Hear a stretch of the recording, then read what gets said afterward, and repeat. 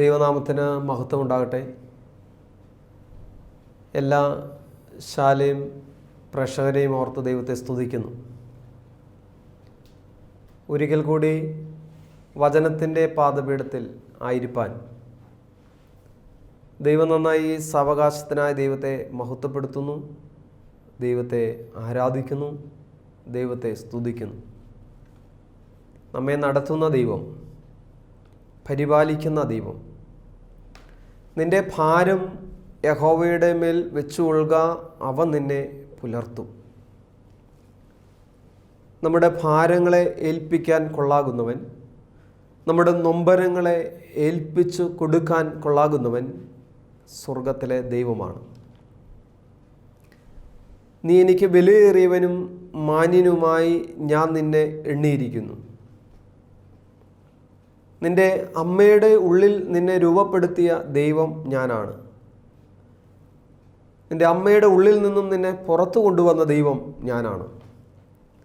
പ്രിയ ദൈവമക്കളെ, സമർപ്പിച്ചു കൊടുക്കാൻ കൊള്ളാകുന്ന ദൈവത്തിൽ ആശ്രയിച്ചുകൊണ്ട് കഴിഞ്ഞ നാളുകളിൽ ദൈവാത്മാവ് അവസരം തന്നപ്പോൾ അച്ഛൻ ഓർമ്മപ്പെടുത്തിയ ഒരു ദൂതുണ്ട്. ക്രിസ്തു കാൽവറിയിൽ മിഴിപൂട്ടി. ദേശത്തെല്ലാം ഇരുട്ടുണ്ടായി, ഭൂമി മൊത്തമായി ഇരുണ്ടുപോയി. ഒരു ഭാഗം മാത്രമല്ല, ഭൂമി പൂർണ്ണമായി ഇരുണ്ടുപോയി.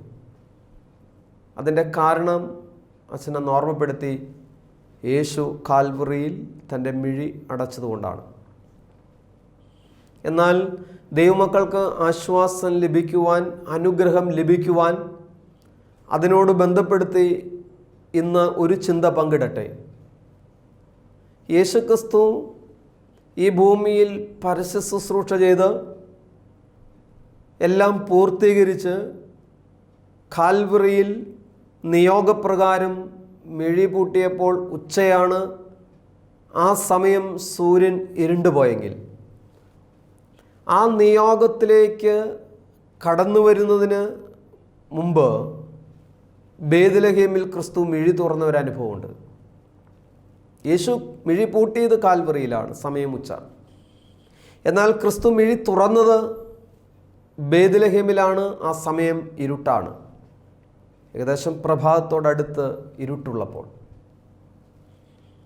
ദൈവമക്കളപ്പോൾ ഒന്ന് ശ്രദ്ധിച്ച് ധ്യാനിക്കണം.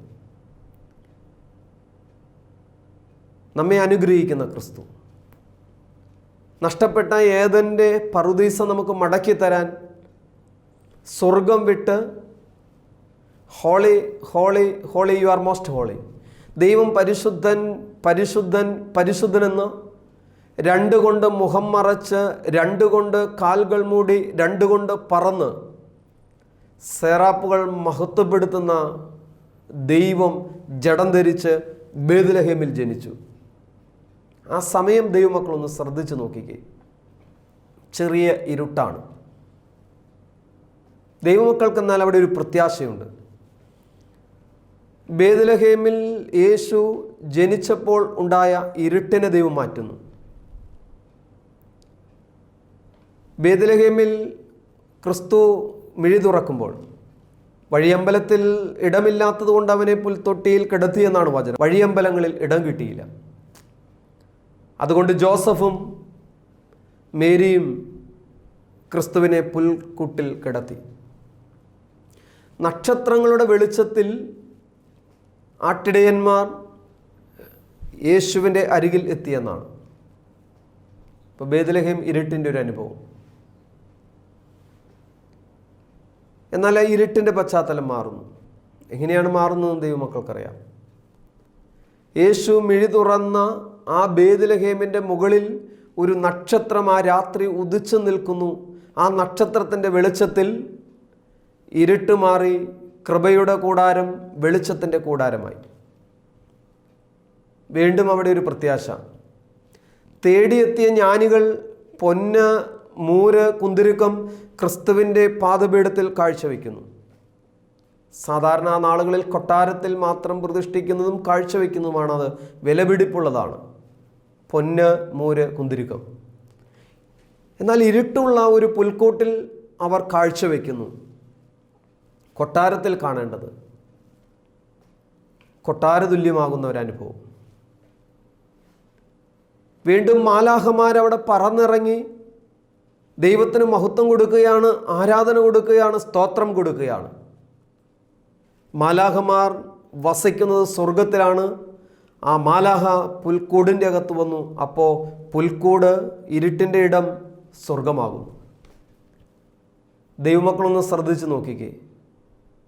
ആരും വസിക്കാൻ ആഗ്രഹിക്കാത്ത പുൽക്കൂട് കൃപയുടെ കൂടാരമായി, ആരും വസിക്കാൻ ആഗ്രഹിക്കാത്ത പുൽക്കൂട് ഒരു കൊട്ടാര തുല്യമായി, ആരും വസിക്കാൻ ആഗ്രഹിക്കാത്ത പുൽക്കൂട് ഒരു സ്വർഗതുല്യമായി. എന്തുകൊണ്ടാണ് ദൈവമക്കളെ? ഒരു റീസണേ ഉള്ളൂ. യേശുക്രിസ്തു ബേത്ലഹേമിൽ ജനിച്ചു. അർത്ഥാൽ യേശുക്രിസ്തു ബേത്ലഹേമിൽ മിഴി തുറന്നു.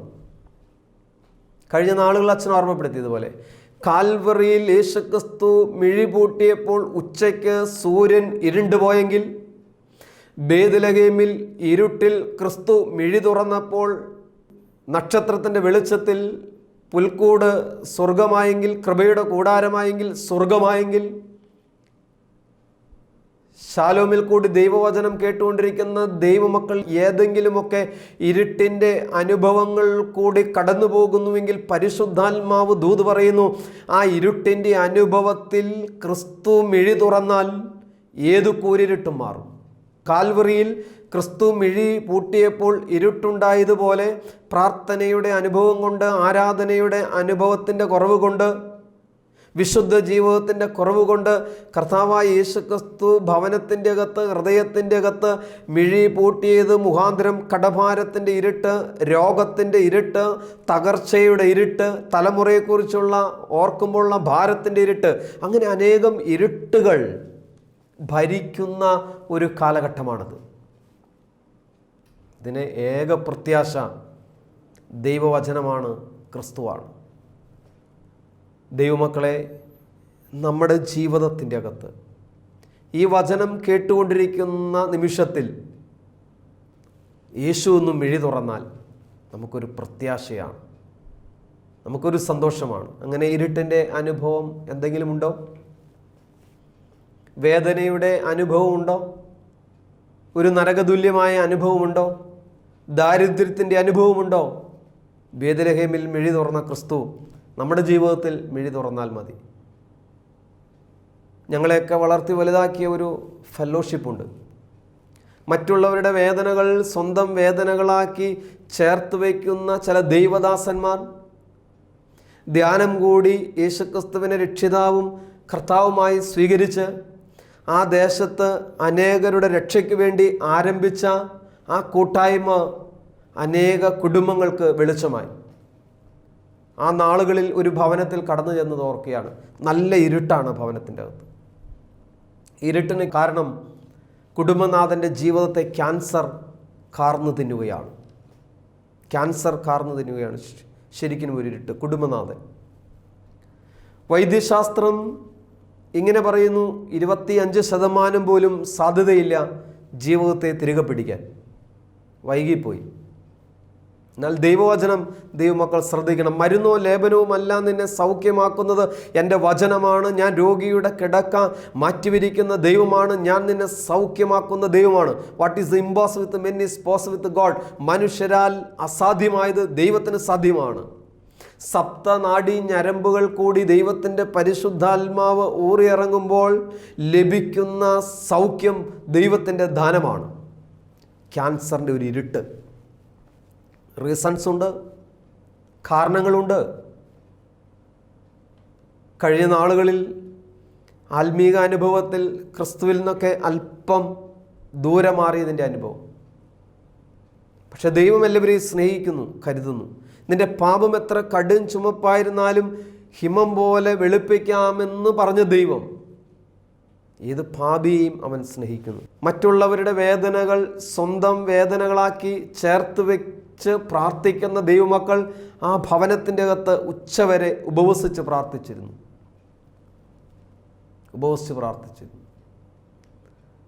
ഉച്ചയ്ക്ക് ഉപവാസം അവസാനിപ്പിച്ച് എഴുന്നേൽക്കുമ്പോൾ ഞങ്ങൾക്ക് ഒരു അനുഭവം ഉണ്ടായി. ആ മകനെ യേശു തൊട്ടു. ഞങ്ങൾ അനുഭവിച്ചൊരു കാര്യമാണ്. തൃശ്ശൂർ അമല റിസർച്ച് ക്യാൻസർ സെൻ്ററിലെ പ്രഗത്ഭരായ ഡോക്ടേഴ്സ് രക്ഷയില്ലെന്ന് വിധി എഴുതിയ ആ ക്യാൻസർ രോഗിയുടെ ജീവിതത്തിൽ യേശു വന്നു. ആരാധനയിൽ ദൈവം തൊട്ടു. ഒരത്ഭുതം സംഭവിച്ചു. മെഡിക്കൽ സയൻസ്, വൈദ്യശാസ്ത്രത്തിന് വായിച്ചെടുക്കാൻ പറ്റാത്ത അത്ഭുതമെന്ന് ആ ഡോക്ടേഴ്സ് പറയത്തക്ക വിധത്തിൽ ക്യാൻസറിൻ്റെ ഇരുട്ട് ദൈവം മാറ്റിക്കൊടുത്തു. ആ ഉപവാസ പ്രാർത്ഥനയിൽ ആ വീടിൻ്റെ അകത്ത് യേശു മിഴി തുറന്നു.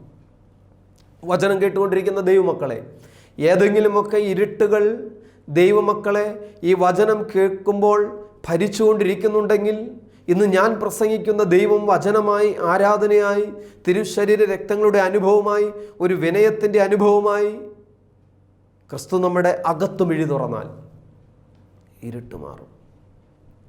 ഒത്തിരി അനുഭവങ്ങൾ പറയാനുണ്ട്. ഇന്ന് 10 വർഷം കഴിയുമ്പോൾ ഒരുപാട് ആരോഗ്യത്തോടെ സന്തോഷത്തോടെ ആ കുടുംബനാഥൻ ആ കുടുംബത്തിൻ്റെ കാര്യങ്ങളെല്ലാം ക്രമീകരിച്ച് ആ ഉത്തരവാദിത്വ ബോധങ്ങളെല്ലാം നടത്തി, കഴിഞ്ഞ നാളുകളിൽ പാപങ്ങളെ ഏറ്റുപറഞ്ഞത് വരാതെ ഉപേക്ഷിച്ച് കഴിയുന്നത് പോലെ സുവിശേഷാത്മകമായി ജീവിതത്തെ ക്രമപ്പെടുത്തുമ്പോൾ ഇന്ന് ആ ഭവനം ഒരു കൊച്ചു സ്വർഗമാണെന്ന് ഞങ്ങൾ കണ്ടനുഭവിക്കുന്നുവെങ്കിൽ അതിൻ്റെ കാരണം ബേത്ലഹേമിൽ പിറന്ന യേശു ആ ഭവനത്തിൻ്റെ അകത്ത് മിഴി തുറന്നു.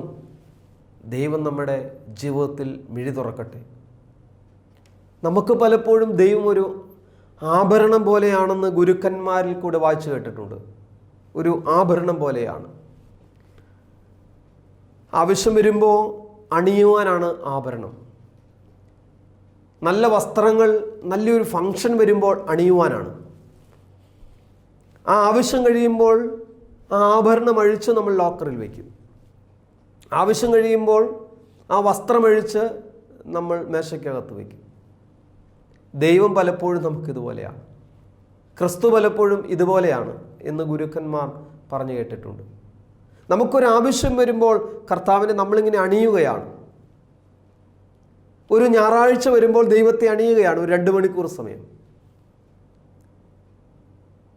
ഒരു പാഷൻ വീക്ക് വരുമ്പോൾ, ഒരു കഷ്ടാനുഭവ ആഴ്ച വരുമ്പോൾ ആ ഒരാഴ്ച മാത്രമായിട്ട് നമ്മളങ്ങ് അണിയുകയാണ്.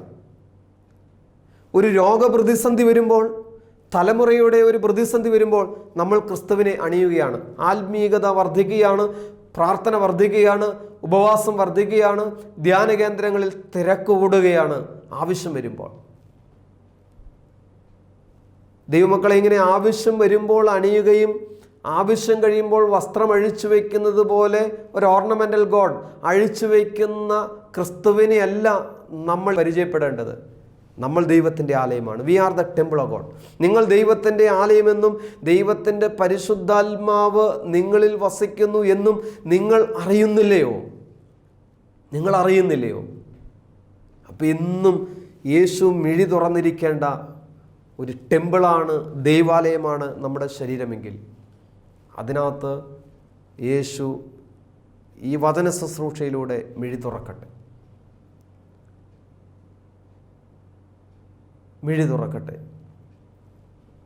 അതിന് നമ്മുടെ ഹൃദയത്തിൽ നിന്ന് പാപം കഴുകിക്കളയണം. പാപം വസിക്കുന്ന ഹൃദയത്തിൻ്റെ അകത്ത് യേശുവിന് വസിക്കാൻ കഴിയില്ല. ദൈവവചനത്തിന് സ്ഥിതി ചെയ്യാൻ കഴിയത്തില്ല. സെൻ ബുദ്ധിസത്തിൻ്റെ 1-ാം പാഠത്തിലൊക്കെ എഴുതി വച്ചിരിക്കുന്നത് ഇങ്ങനെയാണ്: നീ നിൻ്റെ അകത്തുള്ള ബുദ്ധനെ ഒന്ന് തിരിച്ചറിയണം, ഇല്ലെങ്കിൽ പുറത്തുള്ള ബുദ്ധന് കുന്തിരിക്കം പുകച്ച് ആയുസ് തീർക്കും. അങ്ങനെ എഴുതി വച്ചിട്ടുണ്ട്. പുറത്തുള്ള ബുദ്ധന് കുന്തിരിക്കം പോയിക്കുകയാണ്, പുറത്തുള്ള ബുദ്ധന് തിരികെത്തിക്കുകയാണ്. അങ്ങനെ പുറത്തുള്ള ബുദ്ധന്, പുറത്തുള്ള പ്രതിമയ്ക്ക് തിരികെത്തിച്ച് കുന്തിരിക്കം പുകച്ച് ഇങ്ങനെ ആയുസ് തീർന്നുകൊണ്ടിരിക്കുമ്പോൾ ബുദ്ധിസം പറയുകയാണ്, ഇങ്ങനെ ആയുസ് തീരുന്ന നിന്റെ ജീവിതത്തിൽ നിന്റെ അകത്തൊരു ബുദ്ധനുണ്ട്, അതിനെ ഒരിക്കലും കാണാതെ പോകുന്നു നീ. ആത്മീയ ജീവിതത്തിൽ പുറത്തുള്ള ആത്മീയത, പുറത്തുള്ള ഭക്തി പ്രകടനങ്ങൾ വർദ്ധിക്കുമ്പോൾ അകത്തുള്ള യേശുവിനെ എന്നാണ് കണ്ടെത്താൻ കഴിയുക. അവനെ കണ്ടെത്താൻ നമ്മൾ മറന്നു പോകുന്നുണ്ടോ? ഹൃദയത്തിൻ്റെ അകത്തുള്ള ക്രിസ്തുവിനെ കണ്ടെത്തുവാൻ ദൈവമക്കൾക്ക് ഭാഗ്യം കിട്ടട്ടെ എന്ന് പ്രാർത്ഥിക്കുകയാണ്. അതിന് പാപത്തെ നമ്മിൽ നിന്ന് ഏറ്റുപറഞ്ഞ് ഉപേക്ഷിക്കുവാൻ, ഒരു ക്രിസ്താനുഭവത്തിൽ ജീവിക്കുവാൻ. ഇപ്പോൾ അനേകർ യേശുവിൻ്റെ അരികിലേക്ക് നാം മുഖാന്തരം കടന്നു വരുവാൻ ഈ വചന ശുശ്രൂഷ നമുക്ക് മുഖാന്തരമാകട്ടെ. ബേത്ലഹേമിൽ യേശു മിഴി തുറന്നു. നമ്മുടെ ജീവിതത്തിലും യേശു മിഴി തുറക്കട്ടെ. ഒരു ചെമ്പരത്തിപ്പൂവിൻ്റെ സംഭവം ഞാനിങ്ങനെ വായിച്ചു കേട്ടിട്ടുണ്ട്. ഒരു വെള്ള ചെമ്പരത്തിപ്പൂ, ഒരു ചുമന്ന ചെമ്പരത്തിപ്പൂ. രണ്ടിൻ്റെയും മുമ്പിൽ നിന്ന് ഒരു കൊച്ചു കുരുവി പറയുന്നുണ്ട്, എനിക്ക് നിങ്ങളെ സ്നേഹിക്കണം. വെള്ള ചെമ്പരത്തിപ്പൂ പറഞ്ഞു, സ്നേഹിക്കാം, പക്ഷെ ഒരു കണ്ടീഷൻ. തൊട്ട് അരികിലുള്ള ചുമന്ന ചെമ്പരത്തിപ്പൂവിൻ്റെ നേരെ കൈ നീട്ടി, എൻ്റെ നിറത്തെ ഇതുപോലെ മാറ്റുവാൻ നിനക്ക് കഴിയുമെങ്കിൽ ഞാൻ നിന്നെ സ്നേഹിക്കാം. ഇമ്പോസിബിളായ കാര്യമാണ്, സാധ്യമല്ല. വെള്ളച്ചെമ്പരത്തിപ്പൂ പറയുകയാണ്, എൻ്റെ നിറം ഈ ചുമന്ന ചെമ്പരത്തിപ്പൂ പോലെ ആക്കി മാറ്റാമെങ്കിൽ ഞാൻ നിന്നെ സ്നേഹിക്കാം. നമ്മുടെയൊക്കെ ജീവിതത്തിൽ യേശു അകത്ത് മിഴി തുറക്കാൻ ഒരു തടസ്സം ഇത് തന്നെയാണ്. ചേർത്ത് പിടിച്ച് ചുംബിക്കാൻ ദൈവം ഇപ്പോൾ തന്നിരിക്കുന്ന അനുഗ്രഹങ്ങളെ കാണാതെ പുറത്തുള്ള അനുഗ്രഹങ്ങളെ തേടി തേടി അലയുന്നതാണ് യേശു അകത്ത് മിഴി തുറക്കാതിരിക്കാൻ ഒരു കാരണം. ദൈവം ഇപ്പോൾ ചേർത്ത് പിടിച്ച് ചുംബിക്കാൻ തന്ന അനുഗ്രഹങ്ങളെ ഓർത്ത് സ്തോത്രം ചെയ്യാൻ കഴിയണം. ആവശ്യത്തേക്കുള്ള പരിമിതികളും പരുക്കുകളും കുത്തുവാക്കുകളുമുള്ള ജീവിത പങ്കാളിയെ ദൈവം തന്നതാണെന്നറിഞ്ഞൊന്ന് സ്നേഹിക്കാൻ കഴിയണം. അനേകർ തലമുറകളില്ലാതെ ഭാരപ്പെടുമ്പോൾ പുഴുപ്പല്ലനാണെങ്കിലും എനിക്ക് ചേർത്ത് പിടിച്ച് ചുംബിക്കാൻ തന്ന എൻ്റെ കുഞ്ഞ് ദൈവത്തിൻ്റെ ദാനമാണെന്ന് കാണാൻ കഴിയണം. അവരൊക്കെ ഒരു മാസ്റ്റർ പീസായി മാറണം. ദൈവം അകത്ത് മിഴി തുറക്കുന്ന ഒരു അനുഭവം അതൊക്കെ. ഈ ചെമ്പരത്തിപ്പൂ ദൈവമക്കളെ സ്നേഹിക്കാം, പക്ഷേ ഒരു കണ്ടീഷൻ, നിറം മാറ്റണം. ഇപ്പോഴുള്ള നിറം പോരാമെന്ന് നമ്മെപ്പോലെയൊക്കെ ചെറുതായിട്ട് കലഹിക്കുകയാണ്.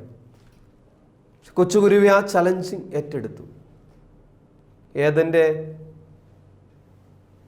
പറുദീസ തിരികെ തരാൻ ക്രിസ്തു ചെയ്തതുപോലെ ആ ചലഞ്ചിങ് ഏറ്റെടുത്ത് കൊച്ചുകുരുവി തൻ്റെ മാർവിലേക്ക് കൊത്തി ഓരോ തുള്ളി രക്തമെടുത്ത് വെള്ളച്ചെമ്പരത്തിപ്പൂവിൻ്റെ ഇതളിലേക്ക് ഒഴിക്കുകയാണ്. സ്നേഹിക്കണമല്ലോ. കൊച്ചുകുരുവി തൻ്റെ മാർവിൽ ഓരോ തുള്ളി രക്തമെടുത്ത് വെള്ളച്ചെമ്പരത്തിപ്പൂവിൻ്റെ ഓരോ ഇതളിലേക്കും ഒഴിക്കുമ്പോൾ മെല്ലെ കുരുവിയുടെ മാർവിലെ രക്തത്താൽ വെള്ളച്ചെമ്പരത്തിപ്പൂവിൻ്റെ ഇതളുകൾ ചുമന്നു വരാൻ തുടങ്ങി.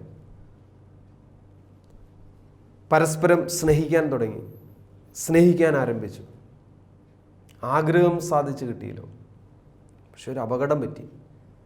വെള്ളച്ചെമ്പരത്തിപ്പൂവിൻ്റെ അവസാനത്തെ ഇതൾ ചുമപ്പിക്കാൻ കൊച്ചുകുരുവിക്ക് തൻ്റെ മാർവിലെ അവസാന തുള്ളി രക്തം കൊത്തിയെടുക്കേണ്ടി വന്നതുകൊണ്ട് ആ ചെമ്പരത്തിപ്പൂവിൻ്റെ മുമ്പിൽ കുരുവിക്ക് പെടഞ്ഞ് വീണ് മരിക്കേണ്ടി വന്നു. ഒരു കൊച്ച് ആഗ്രഹം, ആ ഭൗതിക ആഗ്രഹം സാധിപ്പിച്ചു കൊടുക്കാൻ അതിൻ്റെ മുമ്പിൽ പെടഞ്ഞ് വീണ് മരിക്കേണ്ടി വന്നു. കുരുവിക്ക് മിഴിയടക്കേണ്ടി വന്നു. കാൽവറി ക്രൂശിലേക്ക് നോക്കിയാൽ ഇത് തന്നെ കാണാം. എൻ്റെ ചില ആഗ്രഹങ്ങൾ, എൻ്റെ ചില ഭൗതിക നന്മകൾ, ആത്മീക നന്മകൾ തിരിച്ചു തരാൻ സ്വർഗത്തിലെ ദൈവത്തിന് കാൽവറി ക്രൂശിൽ മരിക്കേണ്ടി വന്നു. എന്നെ സ്നേഹിക്കുവാൻ, എന്നെ വീണ്ടെടുക്കുവാൻ, ഏതെല്ലാക്കി വയ്ക്കാൻ, നന്മകൾ തിരിച്ചു തരാൻ യേശു കാൽവറിയിൽ മിഴിപൂട്ടിയെന്ന് അച്ഛൻ ഓർമ്മപ്പെടുത്തിയതുപോലെ മരിക്കേണ്ടി വന്നു. ബേത്ലഹേമിൽ മിഴി തുറന്ന യേശു പലപ്പോഴും നമ്മുടെ ഹൃദയത്തിൻ്റെ അകത്തും മിഴിയൊക്കെ അടച്ചു പോകാനുള്ള ഒരു കാരണം ഇതാണ്. നമ്മുടെ കൊച്ചു കൊച്ചു കന്നത്തരങ്ങൾ, കൊച്ചു കൊച്ചു പിടിവാശികൾ, വചനം കേട്ടുകൊണ്ടിരിക്കുന്ന ദൈവമക്കളെ അതൊക്കെ ഒന്ന് ഇറക്കി വെച്ച് ഒരു ദൈവാനുഭവത്തിലേക്ക് വരുവാൻ, ദൈവകൃപയിലേക്ക് വരുവാൻ, ദൈവത്തിൻ്റെ ഹിതത്തിലേക്ക് വരുവാൻ പരിശുദ്ധാത്മാവ് നമ്മെ സഹായിക്കട്ടെ. ഈ ധ്യാനാനുഭവത്തിലൊക്കെ കടന്നു പോകുമ്പോൾ എത്രയോ കുടുംബങ്ങൾ ഇങ്ങനെ ഇരുട്ടിൻ്റെ അനുഭവങ്ങളിലൂടെ കടന്നു വന്നിട്ടുണ്ട്. ഈ കഴിഞ്ഞ ദിവസം കൂടി വിവാഹമെന്ന കൂദാശ കഴിഞ്ഞ് ഉദരഫലം ദൈവത്തിൻ്റെ സമ്മാനമെന്ന് പറയുമ്പോൾ ചേർത്ത് പിടിച്ച് ചുംബിക്കാൻ ഒരു തലമുറയില്ലാത്തതിൻ്റെ വിഷമവുമായി മുമ്പിൽ വന്ന് മുട്ടുമടക്കി കണ്ണു നനഞ്ഞ് പ്രാർത്ഥിക്കണം അച്ഛ എന്ന് പറയുമ്പോൾ നല്ല ഇരുട്ടവരെ ഭരിക്കുകയാണ്. എന്നാൽ ഉദരത്തെ തുറക്കാൻ ദൈവം ശക്തനാണെന്ന് പറയുമ്പോൾ അത് വിശ്വാസത്താൽ ഏറ്റെടുത്ത് കണ്ണു നനഞ്ഞ് പ്രാർത്ഥിക്കുമ്പോൾ ആ പ്രാർത്ഥനയുടെ നിമിഷത്തിൽ തന്നെ സ്വർഗത്തിലെ ദൈവം ആത്മാവ് അവരെ തൊട്ടത് അനുഭവിച്ചെങ്കിൽ അവരുടെ ആ ഇരുട്ട് മാറിയ അനുഭവം ഈ കഴിഞ്ഞ നാളിലുണ്ടായി. വചനം കേൾക്കുന്ന ദൈവമക്കളെ, നമ്മുടെ ഇരുട്ട് മാറട്ടെ. കുടുംബത്തെ ഭരിക്കുന്ന ഇരുട്ട് മാറട്ടെ. തലമുറയെ ഭരിക്കുന്ന ഇരുട്ട് മാറട്ടെ. ദാമ്പത്യത്തെ ഭരിക്കുന്ന ഇരുട്ട് മാറട്ടെ. വ്യക്തിപരമായി വേദനകളാൽ ഭരിക്കപ്പെടുന്ന ഇരുട്ട് മാറട്ടെ. ആ ഇരുട്ട് മാറാൻ ഒരു വഴി, ബേത്ലഹേമിൽ മിഴി തുറന്ന യേശു ഇന്ന് നമ്മുടെ ഹൃദയത്തിൽ ഈ വചനത്തിലൂടെ, വചന കേൾവിയിലൂടെ മിഴി തുറക്കട്ടെ എന്ന് പ്രാർത്ഥിച്ചുകൊണ്ട് നിർത്തുന്നു. ദൈവം അനുഗ്രഹിക്കട്ടെ. ഹല്ലേലൂയ.